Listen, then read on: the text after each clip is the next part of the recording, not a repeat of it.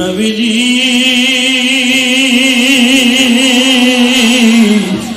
আজকে যদি আপনার ঘরে আপনি ঘুমান গো নবী, আপনার ঘরের থেকে ধরিয়া নিয়ে তারা আপনার মেরে ফেলবে। আমি আল্লাহ চাই না আমার নবীর গায়ে কেউ একটা লগে টোকা দিই। বেঈমান গুলা চাইতেছে আপনার টাইনা নামাবে, আর আমি আল্লাহ চাইতেছি ওহুয়া বিল উফুকিল আলা, আপনার উপরে উঠাইতে চাইতেছি গো নবী।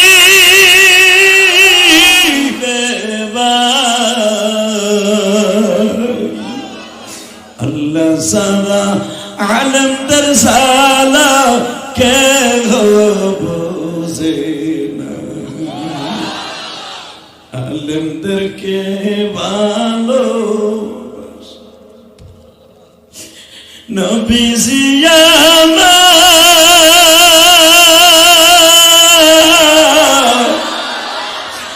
আলেমদেরকে দুঃখ দিলে দুঃখ পায় আল্লাহ।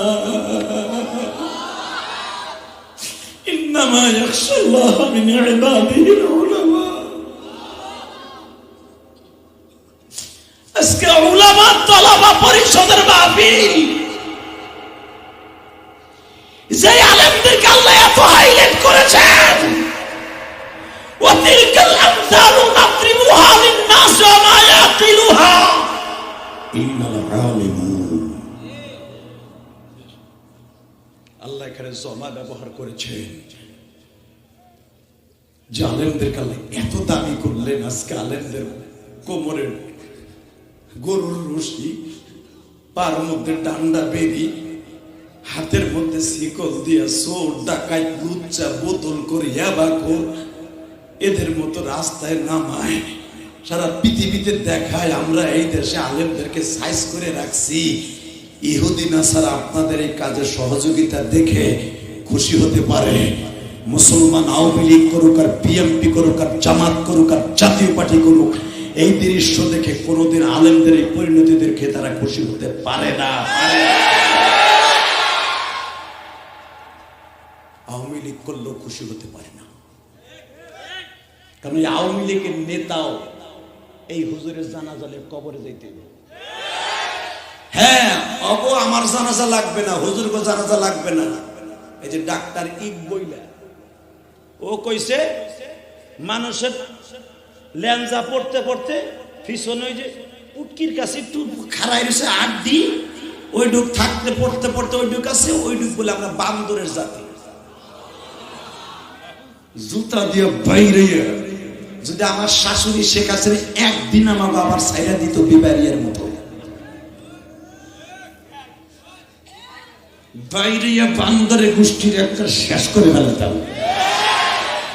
কথা বল না কেন? আস্তে কথা বলে লুল হইয়া মরবা। মুফতি আমিনী বাংলাদেশ কেন পৃথিবীর কেউ তার মাথাটাকে নত করতে পারে নাই। জেলখানার ভিতরে কোরআন বুকে নিয়ে আন্দোলন করেছে, জজ্জাবের সামনে আঙ্গুল উঁচা করে বলেছে কিসের কার উকিল আর মুকিল, আমি কোনো উকিল পাই না, আমি নিজেই উকিল। আমি বয়স হবে পড়েছি, উকিলের কিতাব পড়েছি, আমি তাফসীরের কিতাব পড়ছি। কোরআন পৃথিবীর সর্বশ্রেষ্ঠ উকালাতি, আমার আবার কিসের উকিল? সেই দেশের মানুষ তোমরা ভুলে যায়। মাইকের আওয়াজ কম আসকা দুলা ভাই বারা,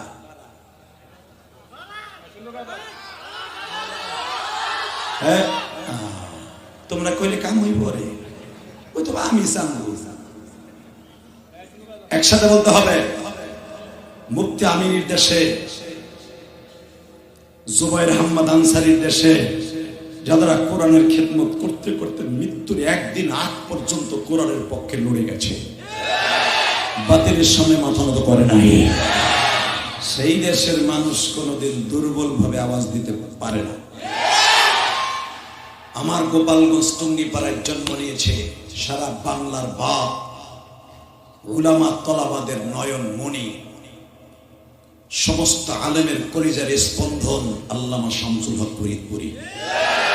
আর তোমার বিবারিয়ার জন্ম নিয়েছে ফখরে বাংলা।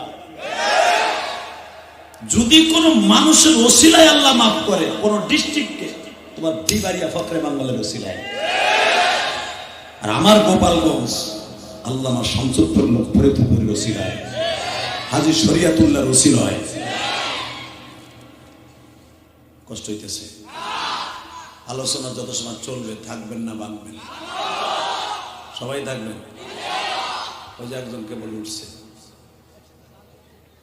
আর যদি বসাইতে পারেন তাহলে ওয়াজ করবো, না পারলে আমি ভাগবো। আরে জাতা দিয়ে বসানো অন্তত 2 মিনিট পর যাবো, আমার কোনো দুঃখ নেই।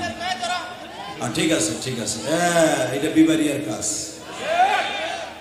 ঠিক আছে, ধন্যবাদ তোরে রে দুলা ভাই, কি পাওয়ার রে ভাই, আলহামদুলিল্লাহ বলতে পারলেন না? ঠিক আছে, যেটা উঠবে ওর লুঙ্গি টেনে ধরবি, উঠবো, উঠানোর সিস্টেম করে দেবো আজকে। আমি বহুত কষ্ট করে আইছি, আলহামদুলিল্লাহ বলেন। আমার বারুকি ভাই তো জানে না, সর্বদিন সে হুজুর তো জানে না যে আমি করতে আইছি। গতকালকে মাহফিল করছি সিলেট ওয়াজ করে, আমি কিন্তু ঢাকায় যাই নাই। সারা রাত হুজুর দুলা খাইছি, আপনাদের বিশ্ব রোডে বইয়া। হোটেল নাই, সব হোটেলে সিট বুক। যাই মনে করে জিএমবির সদস্য হয়েছে, কি জন্য দিল না আল্লাহ জানে। আমার দেহে কোনো সিট মিট নাই, সব বুক। আমি ভাই আমি জিহাদি মানুষ, কোন বাবা তো তারও দেন দেব না। লাস্টে বিশ্ব রোডে বাম পাশে একটা কম দামি হোটেল, যেটা 2 দিন পরে ভেঙে গেলে, ওই ভাঙ্গা কপাল আমার হয়েছে। কইলাম ভাই আসেনি, কয় আছে। ওরে ভাই গাড়ির গ্যাগ আবার জানলা দিয়ে যে বালু যা আছে, পরের ভাই খাইয়া আইয়া হইয়া তো রয়েছে শীত হইয়া, নাক দিয়ে হুজুর সকালবেলা দেখে কেদা বাইরে খালি কেদা, নাক নাক সব বন্ধ হয়ে গেছিল দুলায়, শুধু এই প্রোগ্রামটা ধরার জন্য। আমি আপনাদের দোয়ার বদৌলতে বাংলাদেশের যত বক্তা আছে সুপারস্টার, সবচেয়ে আমি ভালো আছি ইনশাআল্লাহ। অর্থের দিক দিয়ে বলেন, ক্ষমতার দিক দিয়ে বলেন, যে দিক দিয়ে আপনি বলেন, আল্লাহ আমাকে অনেক ভালো রেখেছে, হাজারো শুকর। আমি ওয়াজের টাকা শুধু বাড়ি গাড়ি করি নাই, আমি জান্নাতের বাড়িও করেছি। বাংলাদেশের স্বাধীনতার পরে কোন আলেম, কোন বক্তা ঢাকার ভিতরে কোটি টাকা দিয়ে জায়গা কিনা নিজে মসজিদ করে নেই, সম্পূর্ণ নিজের অর্থায়নে। এই পর্যন্ত আমার হুজুর 4 কোটি টাকা চলে গেছে মসজিদের পিছনে। দেখে আসবেন কত সুন্দর মসজিদ করছি। কোন বড় লোকের কাছে না, আমি তো পিএম এর পরিবারে বিয়ে করছি, প্রধানমন্ত্রী পরিবারে। যদি ইচ্ছা করতাম ওই শেখ হেলাল, শেখ সেলিম রে, শেখ মারুফরে বলতে পারতাম আমার 10 লাখ টাকা দেন, তারা দিত। 1 টাকাও কারো কাছে চাই না। আমি রাত্রে কামাই, সকালে মসজিদের বিল দিই। বুক ফুলে আমি কথা বলবো না, বলবো কেনা? আলহামদুলিল্লাহ বলেন না কেন? মাদ্রাসা অনেকে লাভের জন্য করে। মাদ্রাসা লাভ, ছাত্র ভর্তি হলে যা কিছু থাকে কিছু না কিছু। ভাড়া মাদ্রাসা যারা ব্যক্তিগত, কিন্তু মসজিদে শুধু আখিরাতের লাভ ছাড়া কোনো লাভ নেই। 4 কোটি টাকার উপরে আমি ইলিয়াস রহমান জিহাদি মসজিদে খরচ করছি। আল্লাহ শুকর, বুক ফুলায় বলতে পারি আল্লাহ তোমার প্রশংসা। জামার মতো একটা নাখান্দা গোলাম, মান বানা লিল্লাহি মাসজিদান বানাল্লাহু লাহু বাইতান ফিল জান্নাহ। আল্লাহ যেন আপনাদেরকে আমল করার তৌফিক দান করে। জোর করে আমিন। সবাই থাকবেন তো ইনশাআল্লাহ? আপনি কি জানেন এই মাসটা আরবিতে কি মাস? 4 জনে কয় রজব। ইদা দাখালা রজব আল্লাহুম্মা বারিক লানা ফি রজব ওয়া শাবান ওয়া বাল্লিগনা রমাদান। কানা রাসূলুল্লাহ সাল্লাল্লাহু আলাইহি ওয়াসাল্লাম, বিশ্বনবী এই মাসটা উদিত হওয়ার সাথে সাথে, 4টা উদিত হওয়ার সাথে সাথে 2 হাত উঁচা করে দোয়া করতেন, আল্লাহ রজব আর শাবান মাসের বরকত আমারে দান করো, আবার লেখনা রমাদান, রমজান মাস পর্যন্ত আমারে বাঁচায় রাখো। অর্থাৎ আমার নবী তাহলে বোঝা গেল এই হাদিসের দ্বারা রমজান মাস পর্যন্ত আল্লাহর নবী হায়াত ভিক্ষা চাইছে। তাহলে আমার নবী যদি এই দোয়াটা করতে পারে, আপনারা পারবেন না? পড়েন তো, আল্লাহুম্মা বারিক লানা ফি রজব ওয়া শাবান ওয়া বাল্লিগনা রমাদান। আলহামদুলিল্লাহ বলেন। এবার বলেন, খুশি করলেন কারে? ভাই আল্লাহর প্রশংসা, বলেন তো আলহামদুলিল্লাহ। আসলে আমার নবী রজবের চাঁদে কোন দিন কবে মেরাজে গেছে, হাদিসে সুনির্দিষ্ট কোনো তারিখ নির্ধারণ নাই। হ্যাঁ, সবে কদর 27 তারিখ আমরা ধরে নেই, কোরআন খতম 27 তারিখ করি। হাদিসের একটা উসুল আছে, শুধু জয়ীফ রাওয়ায়াত, তাও কবি না, আসাহ না, যে 27শে রজব আমার নবী আল্লাহর বাড়িতে বেড়াইতে গেছে। কিন্তু আমার আল্লাহর ইচ্ছা ছিলেন, মুফাসসিরদের সবারই একই মত, ইচ্ছা ছিলেন আমার নবীকে দামি একটা মাসে তার বাড়িতে বেড়াইতে দিবেন, উম্মতের জন্য 50-70 নামাজ হাদিয়া দিবেন। জোরে কোন এক চাচা আগ করে রয়েছে, কিছুই নাই। এবার একটা আওয়াজ দিয়ে, আমার আল্লাহর ইচ্ছা ছিল দামি একটা মাসে তার বন্ধুরে তার বাড়ি বেড়াইতে দিবেন। এক্সাম্পল, এই হুজুরের পোলা বিয়ে করাইবো, ধরেন বিয়ে একটা ভালো দিন কোন দেখে একটা তারিখ দেই, কি চাচা মাথা তো ঠিকই তুলাইতেছেন, এটা বুঝেন তো ভালোই। কবে দেওয়া যায়? শুক্রবার দেন, একটা দামি জিনিস, শুভ কাজ, ঠিক না? জোরে কোন, আরো জোরে। হুজুর শুক্রবার দিলেন, নাহলে বৃহস্পতিবার দিলেন, না সোমবারে দিলেন। আমার আল্লাহ চাইতেছিলেন তার প্রিয় হাবিবকে দামি একটা মাসে, দামি একটা দিনিতে তার হাবিবকে তার বাড়িতে বেড়াইতে নিবেন। এখন যদি কোন রজব মাস দামি কেমনে, ডাইরেক্ট কোরআন শরীফে রজব মাস 4টা মাসের মধ্যে দামি না, মাসের মধ্যে একটা মাস। ইন্না ইদ্দাতাশ শুহুরি ইনদাল্লাহি 12 শাহরান ফি কিতাবিল্লাহ ইয়াওমা খালাকাস সামাওয়াতি ওয়াল আরদ মিনহা আরবাআতুন হুরুম। আমি আল্লাহ 12 মাসে 12 শাহরান, আমি যেরকম আসমান জমিন বানাইছি, আমার কিতাবে ফরমান 12 মাসে বছর নির্ধারণ করছি। এই 12 মাসের মধ্যে মিনহা আরবাআতুন হুরুম, 4টা মাসকে আমি খাস করছি তোমাদের জন্য। 1 নম্বরে মুহররম, বলেন 1 নম্বরে, জোরে কর, আরো জোরে, জোর হলো না। ইলেকশন হয়েছে, দেন না চেয়ারম্যান, 2 জন প্রার্থী বক্তব্য দিয়ে গেছে, আর একজন রানিং, হে রাস্তাঘাট কি করছে অ্যাডভার্টাইজ দিতেছে। তার মানে হেরো আর একবার যাওয়ার ক্ষমতা নিয়ে, আরো 2 জন সিরিয়ালে আছে, কথা কন না কেন, জোরে কন। তবে আমি বেশি খুশি হয়েছি, আপনাদের এই রাস্তাটা অনেক সুন্দর হয়েছে।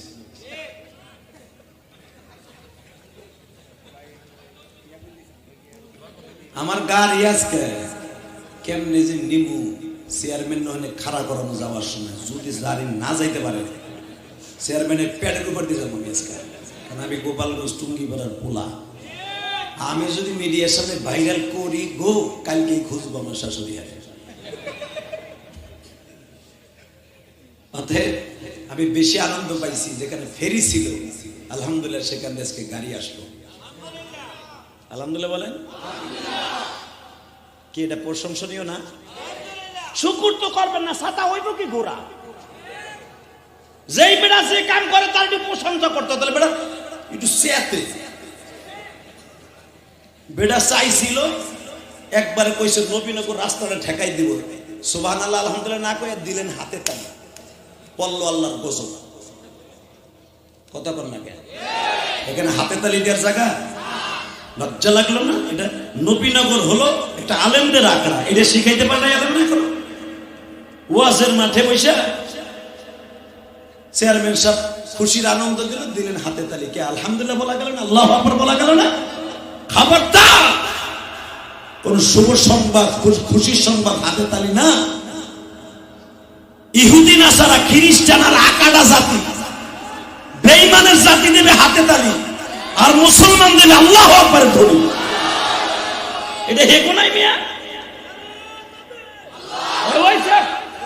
হংসা চাইতে আসছে তো হংসা চাই বইয়া বইয়া পান খাইছিল, মিজাজ গেছে গরম। আমি এতগুলো আলেম ওলামার সামনে হাতে তালি দেয়, সাহস কত বড়! ইহুদি নাসারা দেবে হাতে তালি, আকাডা জাতি, ওই যে আকাডা, ওরা দেবে হাতে তালি, আর কাদা জাতি দেবে আল্লাহু আকবারের ধ্বনি। কথা কও না কেন? মিয়া আল্লাহ আমাদের হেফাজত করুক, জোর করে আমিন। আল্লাহকে যদি আগামী বছর আনে, দেখবো যে পুরা রাস্তাটা নবীনগরের সাথে মিলে গেছে। আল্লাহ কবুল করেন। আল্লাহ এমপি সাহেব হয়তো অনেক কাজ করতেছেন, চেয়ারম্যান সাহেবরা অনেক কাজ করতেছেন, আল্লাহ সবাইকে আপনি কবুল করেন। দেশ আলহামদুলিল্লাহ উন্নত হয়েছে, এটা মানতে হবে।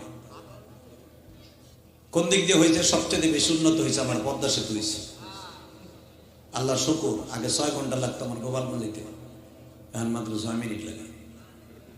আমি জানেন মাঝে মাঝে কেত করে হাত দিয়ে বাজাই, কি আনন্দ রে, কি আনন্দ রে। পদ্মা সেতু যখন টোল দেই তখন বুকে মেমন করি, 6 ঘন্টার জায়গা 6 মিনিট রে, আলহামদুলিল্লাহ বলেন। তবে বেশি কষ্ট লাগে যখন দেখি পদ্মা সেতুর উপরে খাড়ায় খাড়ায় আলেমুল্লাহ মারে বেরি লাগাইছে।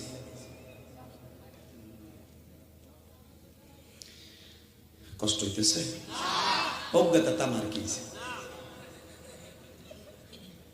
মনে রাখতে হবে এই পৃথিবী থাকার জায়গা না। আমার আল্লাহর ইচ্ছা ছিলেন তার বন্ধুকে মেয়েরাজে নেবে রমজান মাসে নয় শাবান মাসে, যে কোনো একটা দামি, অথবা রজব মাসে। আল্লাহর ইচ্ছা ছিল, টাইম 3 তারিখ ঠিক ছিল না। একটা মহিলার পরে ভিত্তি করে আল্লাহ সহ্য করতে পারে না, ওদিনকাই আমার নবীর নিচে। শোনা যাক সেই মহিলাটা কে, শুনবেন না? মারহাবা বলেন। আগামী আয়াতটা পড়ি। সুবহানাল্লাযী আসরা বি'আবদিহি লাইলাম মিনাল মাসজিদিল হারাম।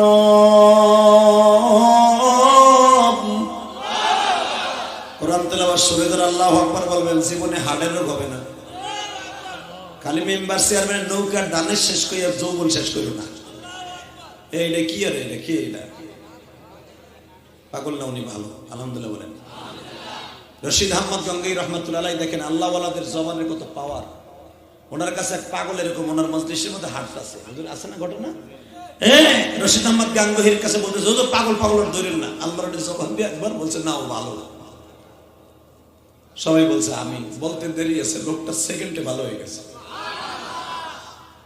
আর একজন হুজুরের কাছে আইছে, কই বেয়াকুব কোথাকার, হুজুর খালি কইছে ওটা দিয়ে পাগল, সেকেন্ডে পাড়ে গেলে গেছে। ওলিদের জবান কত পাওয়ারফুল, ঠিক না বেঠিক? জোরে কর, আরো জোরে। আলেমদেরকে জেলখানায় নিলে চোরটা বদমাইশের মতো তারা হয়ে থাকে না। যারা এখন জেলখানার কারাগারে কুঠিরে আছে, প্রত্যেকটা আলেম 5 দিনের মাথায় তাহাজ্জুদের ভিতরে এক একটা কোরআন শরীফ খতম করে। যে সুযোগটা মাদ্রাসায় মুহাদ্দিসগুলি করে পারত না, এবং তারা মোজাকারা করে জেলখানায় যারা আছে তাকে পড়াইতেছে কোরআন শরীফ। ইউসুফ আলাইহিস সালাম 13 বছর জেল খাইটা, ওই সময় 1000 উপরে কয়েদি ছিল ইউসুফের সাথে। আপনারা সূরা তাফসীর, ইউসুফের তাফসীর খুলে দেখেন, 1000 কয়েদির ওলি বানাইয়া নবুয়তির যোগ্যতা যতটুকু লাগে সবগুলা কমপ্লিট করে 1000 কয়েদিরে ওলি বানাইয়া তারপরে বাইর করছে। ইউসুফ আলাইহিস সালাম যখন জেলখানা থেকে বের হয়, যখন ইউসুফ আলাইহিস সালামকে তারা রিসিভ করে পাঠাইতে আসছিল, যারা ছিল মুশরিক, সব মুশরিকগুলো আল্লাহর ওলি হয়ে গেছে। এই হাদিস উলামা একদম জানে জেলখানার কষ্ট হইতেছে। এই মুসলমানের পোলাই দিকে তাকাও, হাফিজুর রহমাতুল্লাহ নাম শুনছেন না? আল্লাহু আকবার। তারা জবানটার এমন ধারালো করছিল বাবা, আমরা ধারালো করছি কি দিয়ে জানেন? জিভে হেলাইছি, পান খাইয়া জর্দা দিয়ে পুরো মুড়া বানায় হেলাইছি খেতার মতো। আমরা জিভটার মিথ্যা কথা কইতে কইতে পুরা ক্যান্সার বানায় হেলাইছি। এই জিভা দিয়ে মজার জিনিস সুদ ঘুষ খাইতে খাইতে পেটটারে কদু গাছের মতো বলাই হেলাইছে। কথা বল না কেন? আমার জিহ্বা ধরে চাপ দিলে পানি যা পড়বে সুদের টাকার পরে, ঘুষের টাকার পরে। আর আল্লাহ ওয়ালাদের জবান মওলার জিকির করতে করতে এমন বানায় হেলাইছে যা কয় তাই হয়। হাফিজুর রহমাতুল্লাহর স্ত্রী, আপনারা জানেন হুজুরের একটা কল, তার বিবির একটা কল আছে হুজুরের লেখনির মধ্যে। তার ছেলেরা লিখেছে, আমার আম্মা জান দেখতেন আমার আব্বা আমার আম্মার পাশে ঘুমাই থাকলো, ঘুমের ভিতর আমার আব্বার এই জবান দিয়ে আল্লাহ আল্লাহর জিকির বের হয়। জিহ্বাটারে এমন বানাইছে, জিহ্বা হুজুরের কন্ট্রোলের বাইরে চলে গেছিল। জিহ্বা থেকে তো বলতেন আল্লাহ ডাক, ডাকিস না, তারপরে ডাকতো। ওই যে হাদিসের পরে হুজুর আমল করতেন, যেই ব্যক্তি তার জিহ্বাকে আল্লাহ আল্লাহ রাসূলের জিকির দিয়া আল্লাহর জিকির দিয়া যারা জিহ্বাকে তরতাজা রাখবে ওই ব্যক্তি মৃত্যুর সময় হাসতে হাসতে জান্নাতে যাবে। মরার সময় তার জিহ্বা কবরে যায় অলরেডি অটোভাবে চলতে থাকবে। এই হাদিসের পর আল্লাহর ওলি হাফিজুর রহমান এমন আমল করছেন। হুজুর বাথরুমে ঢুকছে, আপনারা জানেন, হুজুরের জীবনের মধ্যে আছে ওনার খাদেম দীর্ঘদিন বেঁচে ছিলেন, আলহামদুলিল্লাহ বলেন। ওনার খাদেম দেখে হুজুর যখন বাথরুমেতে বেরোইছে, দেখ দুই গাল বাইয়া বাইয়া রক্ত পড়তেছে, গাল বইরা রক্ত পড়তেছে। খাদেম দৌড়ে গেছে, তুলালে স্যাবডল হুজুর কি হয়েছে কি হয়েছে, গেলেন বাথরুমে, গাল দিয়ে রক্ত বেরিয়েছে। আল্লাহর ওলি বলা দূর কিছু না, জিহ্বাটা বড় বেয়াদব হয়ে গেছে, কথা বলে না। হুজুর কি হইলো বুঝলাম না, জিহ্বা আবার বেয়াদব হইলো কেমনে? বাবা বাথরুমের ভিতরে মাওলার জিকির জোরে জোরে করা যায় না, ও আমার কথা বলে না। ওরা চাইছিলাম আরো বেশি সাহায্য করতে, আমি এত নিষেধ করতেছি এখানে বসে জিকির করা যায় না, মনে মনে কলমে আল্লাহকে ডাকা যায়, জিহ্বা দিয়ে আওয়াজ করা যায় না, কিন্তু আমার কথা শুনে না। লাস্টে জিহ্বারে দাঁত দিয়ে এমন জোরে কামড়ায় ধরছি, জিহ্বা কাইটা ঠোঁট ফাইটা রক্ত বেরিয়ে গেছে। জিহ্বা আমার চাইতে বেশি বেয়াদব হয়ে গেছে, আমার কন্ট্রোলের বাইরে চলে গেছে। কত বড় বুজুর্গ, বাথরুমের ভিতরে জিহ্বা হুজুরের কমান মানতেন না। এই জিহ্বারে কি বানায় ফেলছেন আল্লাহর নবীরা, হুজুর যা বলতেন তাই হয়ে যেত। আল্লাহু আকবার বলতে পারলেন না? বাজান এবার আমার দিকে তাকাবেন, আমার আল্লাহর ইচ্ছা ছিল তার প্রিয় হাবিবকে অন্য মাসে নিয়ে যাবেন, রমজান মাসে অথবা শাবান মাসের 15 তারিখের পরে, কিন্তু একটা মহিলার সিদ্ধান্ত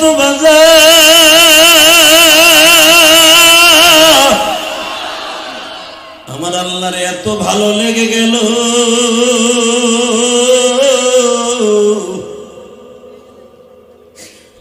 আমার আল্লাহ খুশি হয়ে ওই রাত্রি নবীকে তার বাড়িতে নেয়ার জন্য সিদ্ধান্ত নিলেন। ওই মহিলাটার নাম হলো উম্মে হানি। বাবা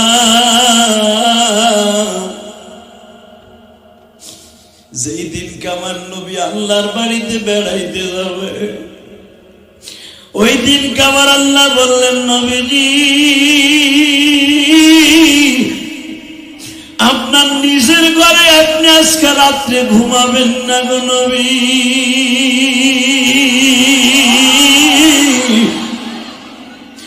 আপনি তায়েফের মাঠে মাইর খায় আসছেন, পুরা মক্কার মধ্যে টাইলান হয়ে গেছে। নবীজি আপনার বিবিটা মারা গেছে, আপনার চাচাটা মারা গেছে, মক্কায় আপনার তারা পাগলের মতো মারতে চায় গো নবী।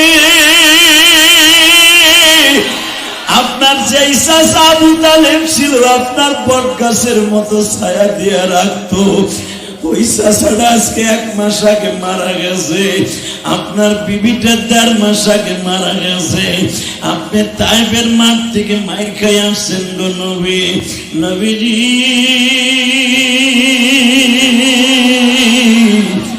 আজকে যদি আপনার ঘরে আপনি ঘুমান গো নবী, আপনার ঘরের থেকে ধরিয়া দিয়ে তারা আপনার মেরে ফেলবে। আমি আল্লাহ চাই না আমার নবীর গায়ে কেউ একটা লগে ঠোকা দিই, বেঈমান গুলা চাইতেছে আপনার টাইনা নামাবে, আর আমি আল্লাহ চাইতেছি ওহুয়া বিল উফুকিল আলা, আপনার উপরে উঠাইতে চাইতেছি গো নবী।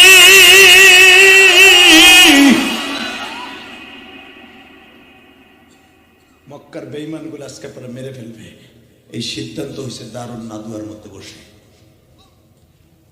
আমি আল্লাহ বললাম আজকে আপনি আপনার নিজের বাড়ি খাদিজার বাড়ি ঘুমাবেন না, এখানে একটা সাদে মুকাদ্দার জব, মনে রাখবেন ওলামা ইকরাম, আপনারা তো সবাই জানেন।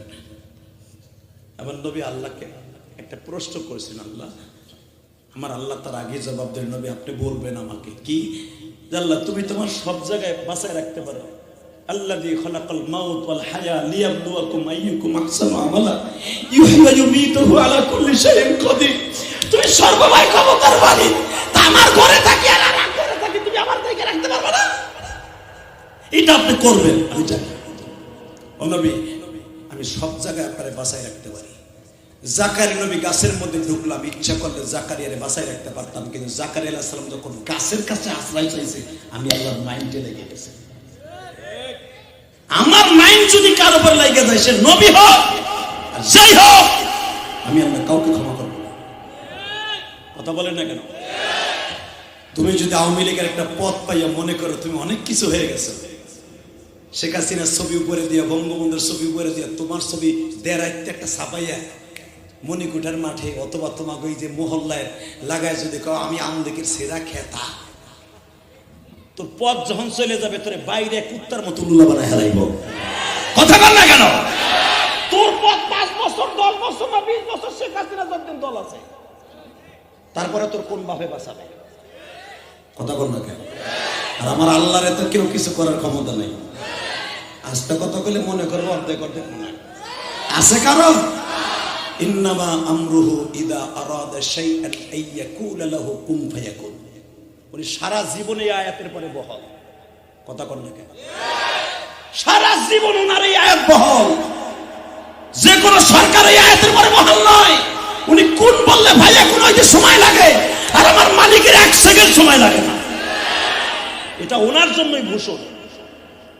নবী আমি আপনার সব জায়গায় বাঁচাইতে পারি, কিন্তু আপনার উম্মতের লাগে একটা সুন্নাত রেখে দিতে চাই। সেটা কি জানেন? আপনার উম্মত যদি মিথ্যা মামলা খায়, আপনার উম্মতের যদি ধরতে যায় পুলিশে, আপনি আজকে আপনার নিজের বাড়িতে আর এক জায়গায় ঘুমাবেন, আপনার উম্মত পুলিশের ডরে হেফাজতের মামলা খাইয়ে আর বোনের বাসায় যে ঘুমাবে, এটা আমি আল্লাহ চাই। এই মাসলা হল করার জন্য আপনার অন্য বাড়িতে ঘুমাইতে কইতেছি। যদি কেউ পুলিশের ডরে মামলা খাইয়া, মিথ্যা মামলা খাইয়া, ডাকাইতের মামলা খাইয়া এক বাড়ি থেকে আরেক বাড়ি ঘুমায়, নবী ঘুমাইছে তাই ঘুমাইতে পালাইতে যাইতেছি, তাহলে যদি এই নিয়ত করে ঘুমায়, তাহলে আপনি যে ঘুমাইছেন এই সুন্নাত আদায় হবে। আলহামদুলিল্লাহ বলেন। আমার নবী খুশির আনন্দে চিত্তে বলেন, আল্লাহ তাইলে আমি রাজি আছি, আমি আজকে বাসায় থাকবো না। আল্লাহ তাহলে তুমি কইয়া দাও আমি কোন বাড়ি যাব। এই তোমরা 3 জন কথা কইবা, তাহলে একজন দৌড়ে কোনায় দিল, এদিকে তাকান, আর মাত্র 5 থেকে 7 মিনিট কথা বল, এরপরে বিদায়। বাবা 7 ঘন্টা বাংলাদেশের কোন চান্দ বক্তা আছে 7 ঘন্টা 2 ঘন্টা ওয়াজ করে, 1 ঘন্টার পরে কোন বাধায় করে? রাখা একসাথে বলতে হবে, জমিনের মালিক কে? আল্লাহর সিদ্ধান্ত আপনার উম্মতের জন্য একটা সুন্নাত কায়েম হয়ে যায়। আমার নবীও তো কম জিনিস না। আল্লাহু আকবার, আল্লাহু আকবার। আমার নবীও তো আল্লাহর কত বড় আশিক। আল্লাহ তুমি কয়ে দাও আমি কার বাড়ি যাব। আমি যদি আবু বকরের বাড়ি যাই ওখানে ধরে লইব, আমি যদি আমার চাচা আবু তালেবের বাড়ি, আলীর বাড়ি যাই, ওখানে আমার সিনা ধরে লইব, ওরা তো খুঁজবো আমারে। যদি আজকে সিদ্ধান্ত হয়ে থাকে আমার ধরে মারবো, ওরা জানে আমার বিবিটা মারা গেছে, ওরা জানে আমার চাচাটা মারা গেছে, ওরা জানে আমি তাইফের থেকে মাইর খেয়েছি কয়েকদিন আগে, এখনো তাইফের মাঠের ঘাও শুকায় নাই, এখনো আমার ঠোঁট দিয়ে দুধ খাইতে পারি না, হা করলে ব্যথা লাগে। তাইফের একটা ছেলে ঘুষি দিয়ে আমার ঠোঁটটা বাড়াই দিয়েছে। তাইফের একটা ছেলে আমার প্রথম মাথায় বাড়ি দিয়ে মাথার কপালটা বাড়াই দিয়েছে। ওরা জানে আমি মার খেয়েছি। ইসলামে তো সহজ না, কোরআনে তো সহজ না, এটা নবী না বলে নদী না। ইসলাম বাঁচতে বাঁচতে আইছে, ইসলাম হাজারো সাহাবীদের রক্তের নহর উপর দিয়ে আইছে।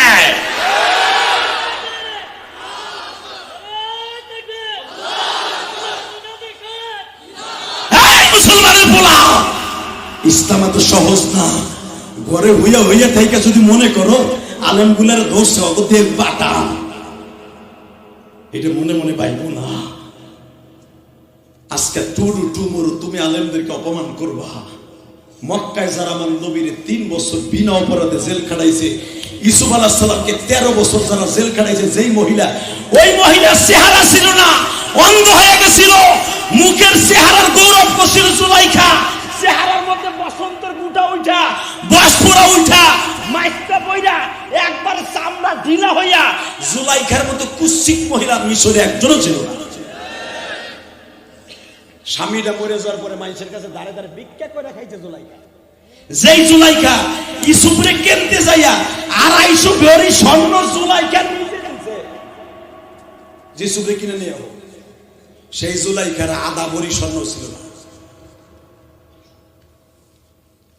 অহংকার, আল কিবরু হৃদয়, অহংকার আমার আল্লাহর চাদর, এটা বান্দার নয়। কথা বলেন না কেন? কষ্ট হইতেছে? অজ্ঞাতে তো আমার কি?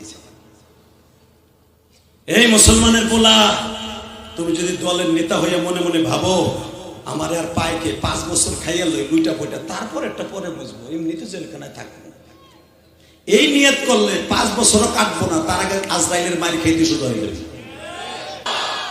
আবার গেছে, আবার পাস, আবার পাস, আবার পাস, আরো পাস, এবারে আরো পাস, আবার পাস, আরো পাস, আরো পাস, 5 নং, 5 নং, 5 নং, 540 এই নামটা পড়বার সওয়াব হবে। এটা ডাইরেক্ট হাদিসের কথা। 5 নং, 5 নং, 5 নং,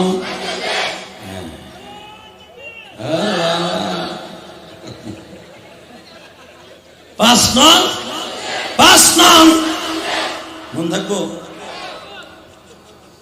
আল্লাহ এইবার ঠিক আছে, আল্লাহ একটা কাজ করো, আমি যাই আমার উম্মতের যে নামাজ শিখাই, যান যান। দাঁড়ান দাঁড়ান দাঁড়ান দাঁড়ান, যাইতেছেন কোন অক্তর কি নাম এটা শুনে যাবেন না? 5 ওয়াক্ত পাইয়ে দূর মারলেন, কি কোন কোন নামে পড়বে? আল্লাহ হয় এটা কি নাম?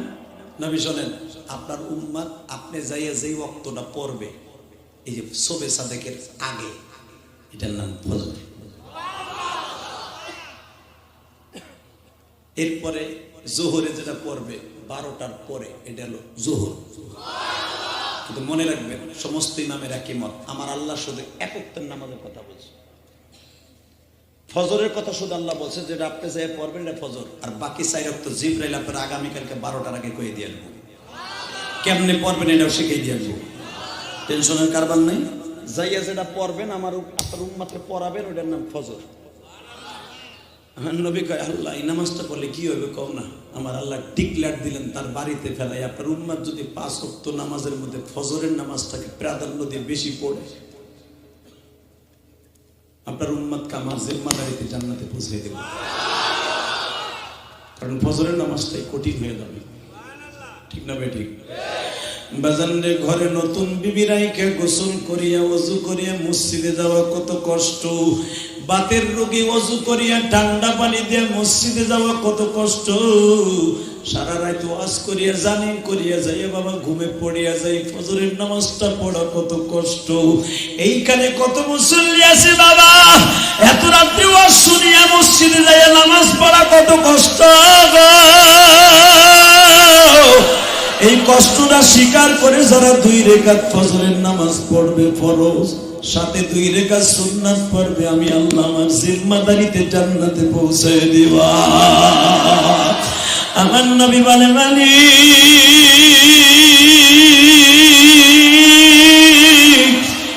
আমি আমার উম্মতকে জানতে পারি পাই ধরে হলো ফজরের নামাজটা পড়তে বলবো।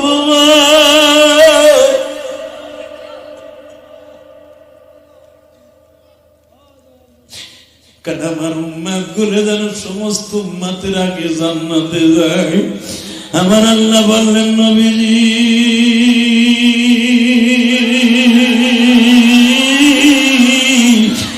আপনার উম্মত যদি 5 ওয়াক্ত নামাজ পড়ে আমি 5টা পুরস্কার দেব নবী। 1 নম্বরে পুরস্কার দেব নবীজি,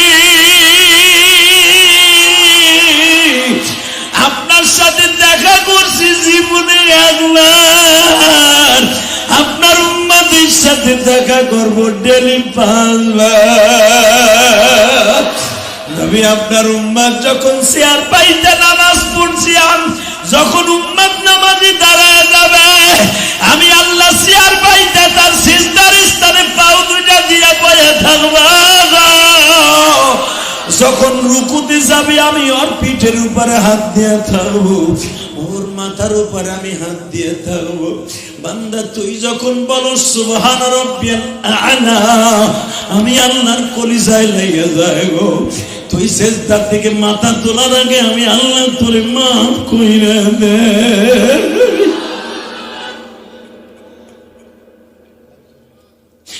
বাজান এবার চিল্লাবার কান্দা। দুনিয়ার জন্য নামাজের বিকল্প কোন ইবাদত নাই গো বাবা। যেই ইবাদতটা আমার আল্লাহ আসমানে নিয়ে দিছে, রোজা কিন্তু আমার আল্লাহ জমিনে দিছে। ও বাজান যাকাতের হুকুম জমিনে দিছে, কালেমার হুকুম জমিনে দিছে গো। আর নামাজের হুকুম ডাইরেক্ট তার বাড়িতে যাইয়া দিছে। এই জন্য সমস্ত ইবাদতের মূল হলো নামাজ। কষ্ট হইতেছে? এই হাদিয়াটা ডাইরেক্ট তার বাড়ির থেকে দেয়া। যেই বদমাইশের বদমাইশ পীরে কয় নামাজ লাগে না, ওই হালারে বাইরে লুলা বানায়। হালা, হালার ঘরে হালা, বুচ্চার ঘরে বুচ্চা কয় নামাজ লাগে না। পীরের গোষ্ঠী কিলে হারামি এ কথা কয় না কেন? যেই হাদিয়া তার বাড়িতে দিয়ে দেয়, পীরে কয় নামাজ লাগে না, আমারে সুপা দে। হারামির করে হারামি, হারাম খোর। শরীরের একবারে কুকুম কুকুম করে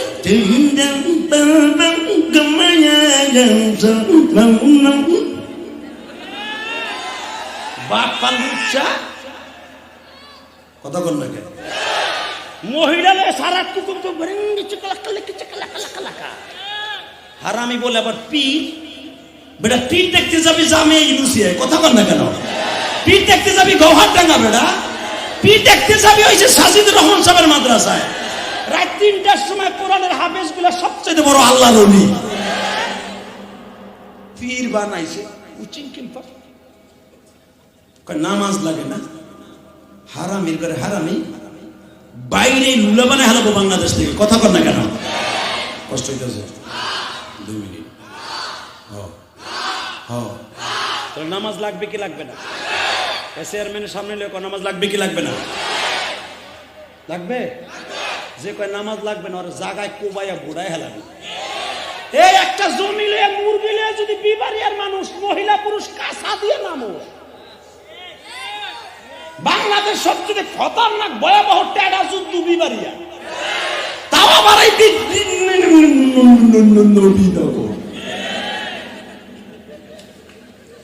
কথা কোন না কেন? জাগো মারামারি ইউটিউবে চিন্টুম পাকা পাকা পাকা দেখা যায়। ইউটিউব খুললেই দেখা যায় বিবারিয়ার টেডার কো। আর কোন দেশে নেই মারামারি নেই, কথা কোন না কেন? এইখানে পুলিশও আসে না। এখন তো বিড়ির সাথে মনে আসতে পারে, তাও মানে ভোড়াই হেলায় পুলিশ রে। পুলিশ ডরে কয় আল্লাহ মাফ চাই, দোয়াও চাই, বিবারিয়া থানায় আমার নিও না, নবীনগরম তো আমার নিও না, তাহলে আমার ঠ্যাং পোলা পানার দেখবো না। কষ্ট হইতেছে? 2 মিনিট। তো ওইগুলার বোড়াইতে পারো না যেটা নামাজ লাগে না। আল্লাহ হেফাজত করুন, যেরকম আমিন। বাংলার জমির শুধু একটা আওয়াজ দে, নবীনগর বসে তাসলিমা নাসরিন কিছু খালতো বোন আর মামাতো বোন বাংলার জমির জন্ম নিয়েছে। আজকে তারা বলতেছে নবী মুহাম্মাদের চরিত্র খারাপ। ডাক্তার জাফর ইকবালের মতো লোক বলতেছে মানুষ বান্দর থেকে উৎপত্তি। নবী মুহাম্মদ কেমনে 6 বছর মেয়ে আয়েশাকে বিবাহ করলো? নবী মুহাম্মদ কোন সেক্সুয়াল কারণে কোন মহিলাকে বিয়ে করে নাই। তোমার চরিত্রের ভিতরে লজ্জামি থাকতে পারে, আমার বিশ্বনবী সেরা শ্রেষ্ঠ, ওয়া ইন্নাকা লাআলা খুলুকিন আযীম। আমার নবীর চরিত্রে যেই কথা বলবে ওরে জায়গায় পুঁতে ফেলবো, জায়গায় পুঁতে ফেলবো, জায়গায় পুঁতে ফেলবো, জায়গায় পুঁতে ফেলবো। ইসলামের শত্রুরা ইসলামের শত্রুরা কাদিয়ানিয়া কাফের কাফের কাফের ওই তাকবীর। বাংলাদেশের সবচেয়ে এখন ভয়ঙ্কর হয়ে দাঁড়াইছে 3 গোষ্ঠী মুসলমানের মধ্যে। 1 নম্বরে কাদিয়ানি, 2 নম্বরে সাদিয়ানি, ওই যে সাত গুরু। এই সাত গুরু এত ভয়ঙ্কর, আল্লাহর বিচার রে। আলেম ওলামার ডাকে আমরা বাথরুম পাইছি, একটা বাথরুম পাইছি 1000 লোকে, আর ওরা একজনে পাইছে 20টা বাথরুম। কি ইস্তেমা, কেউ রে পায় না। লেডিস দিয়ে টুঙ্গির ইস্তেমা পরিষ্কার করে। কইতে যাবো তো ডাকের ট্যাঙ্কের ইস্তেমা পরিষ্কার করতে, কথা বল না কেন? মাত্র 2 মিনিট। এই সাদিয়ানের গোষ্ঠীর সবচেয়ে ভয়ঙ্কর হয়ে দাঁড়াবে, মনে রাখবেন আপনারা। 3 নম্বর হলো হিজবুত তাওহীদ। ওরা মহিলা ট্রেনিং দিছে, 1 লক্ষ মহিলা ট্রেনিং দেওয়া হয়ে গেছে ওদের ইমামতি করার জন্য। এই হিজদাগুলার যেখানে পাবি ওইখানে বুড়ায় হালাম একবার। যদি নবীনগরে জন্ম নাই এরকম একটা হিজলা, আর জাগায় নারী পরিবারে নিবি পাড়ায় একবারে। রাজি আছো না নাই? আমি আমার গোপালগঞ্জ কই যাইছি কয়দিন আগে, কি যে বলাবান কই এলাই যে খালি আউট না আসুক কেন, একটা খালি উৎপত্তি হোক যে আমি এলো হিজবুত তাওহীদ, পরে যে কই রাখবো তো নিজেও জানি না। ঠিক না বেটি? জোরে বল। আবার বেঁচে থাকলে দেখা হবে। এখনই শেষ করে বিদায় নেবো। শোনেন আমার কথা। এই দুলাভাই কেউ যাইস না, শুধু একটা কথার আওয়াজ দিবেন, যেই নামাজটা আপনার আমার জন্য নিয়ে আসছে আমার নবী, নামাজ পড়ার দরকার আছে না নাই? পড়বেন 5 ওয়াক্ত নামাজ ইনশাল্লাহ বলেন, আলহামদুলিল্লাহ বলেন, আল্লাহু আকবার বলেন। 5 ওয়াক্ত নামাজ পড়বা, মা বাবার খেদমত করবা, আল্লাহ সবাই আপনি কবুল করেন। আলেমুল আমার জন্য দোয়া করবা, আমার মা বোনদেরকে পর্দায় রাখবা, তোমরা মারামারি করবা, মহিলাদেরকে রাস্তায় নামাবা না, ওয়াদা করেন ইনশাল্লাহ বলেন। আমার মা বোনদের জন্য দোয়া করবেন না? সবাই আমার জন্য দোয়া করবেন। সবার জন্য আমার একটা শুধু অনুরোধ থাকবে, যাদের মা বাবা বেঁচে আছে প্রাণ খুলে ভালোবাসবেন ইনশা। শুধু একটা ওয়াদা দিবি যুবক ভাই, আমি 12 বছর বয়সে মা হারাইছি, তোমাদের যাদের মা বেঁচে আছে প্রাণ খুলে মার দিকে তাকাই একটা কবুল হজের সওয়াব নিবা, পারবা না? যাদের মা বেঁচে আছে ভালোবাসা দিবা মারে, যাদের বাবা আছে বাবারে ভালোবাসা দিবা। আমি ইলিয়াসুর রহমান জিয়াজি শুধু আমার মায়ের একটা ওসিয়ত পালন করতে গিয়ে 4 কোটি টাকা খরচ করে মসজিদ বানিয়েছি। তবে সবচেয়ে বেশি খুশি হয়েছে হুজুর, আমি একটা ছেলে যখন হুজুরের বাসায় আমি রেস্ট লইতেছিলাম, হারুন নাম ছেলেটার, না হারুন ছেলেটা, ও নিয়ত করছে আমার মসজিদে 4,500 টাকা দিব। এখানে আসার আগে ছেলেটা আমার মসজিদে টাকা দিছে, আলহামদুলিল্লাহ। আর একটা ছেলে আমার মসজিদে 500 টাকা দিছে, আর একটা ছেলে 100 টাকা দিছে, আর এক মা তার ছেলের হাত দিয়ে 200 টাকা পাঠাই দিছে। আমি এদের কাউকে চিনি না, তবে যদি আমার মসজিদ কবুল হয়, আল্লাহ যেন আমার মায়ের সাথে তাদের মাকে মাফ করে দেয়, তাদের কবরগুলো জান্নাতের বাগান বানিয়ে দেয়। যুবক ভাই, আমি গোপালগঞ্জের ছেলে, তুমি বিবাড়িয়ার ছেলে। জীবনে যদি আর কোনোদিন দেখা না হয় গ্রামে, দেখা হবে কিয়ামতের মাঠে। আল্লাহ যদি আমার মসজিদটা কবুল হয়, আমার এই ঘাম ঝরানো পয়সা আমি রাত্রে কামাই, সকালবেলা মসজিদের ভিড় দেই, আমি এখনো পর্যন্ত 23 লক্ষ টাকা ঋণী বাবাই মসজিদ করতে যাই। গতকালকার যে চেয়ারম্যান ছিল আপনি জানেন না কি, সেই তোমার যে হবিগঞ্জ, ওই চেয়ারম্যান কানতে কানতে লাস্টে আনন্দে চিত্তে যে এই গ্রামে জীবনে জিহাদিরা আনতে পারে, আজকে আনছি আজমিরিগঞ্জ। হুজুর আমি শুনছি গতকালকে, আমি দেখলাম যে আপনার ওয়াজটা কেমন, সবাই কয় জিহাদির ওয়াজে কান্দে, মানুষ চিল্লায়, তাকবীর দেয়। তো ওই চেয়ারম্যান আমার মসজিদে টাকা দিয়ে বলে, হুজুর আমার মায়ের জন্য দোয়া করবেন, আমি ইটের বাটার মালিক কিন্তু মসজিদ করতে পারিনি, আমি দোয়া করি চেয়ারম্যান সাহেবের জন্য। গতকাল কারণ এখানে আসার পরেও আমার কাছে ফোন দিছে।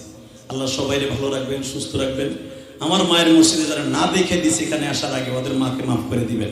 আর একটা ছেলে বিদেশ যাবে, সে দোয়া চাইছে। কি আপনার না হুজুরের ভাই? ভাই না?